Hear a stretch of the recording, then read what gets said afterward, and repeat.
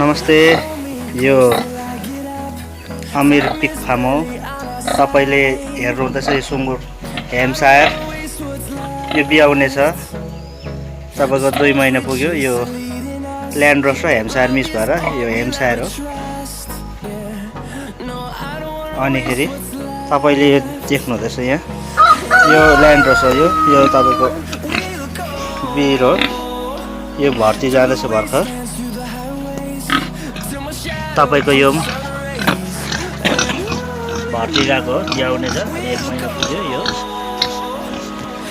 पनि तपाईँको बेलायती नै हो। तपाईँले देख्नुहुँदैछ यो अर्को अमीरकै फार्म हो। यो तपाईँले देख्नुहुँदैछ यो ड्युरकहरू, यिनीहरू 3 महिना पुग्यो। योहरू यो सबै माउको लागि हो।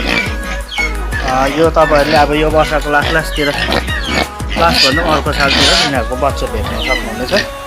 तपाईँहरूले इन्फर्म गरेमा यो लाप्दामा हो कमान। यो ड्युरकहरू सबै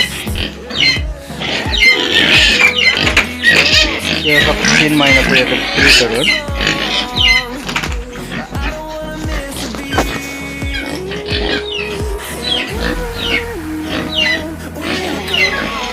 तपाईँहरूले यसरी खोर यसरी पनि बनाउनु सक्नुहुन्छ। मैले चाहिँ यसरी बनाएको छु घर, किनकि ठन्डातिर तपाईँहरूलाई सुँगुरलाई जाडो नहोस् भन्ने यसरी मैले बनाइदिएको छु।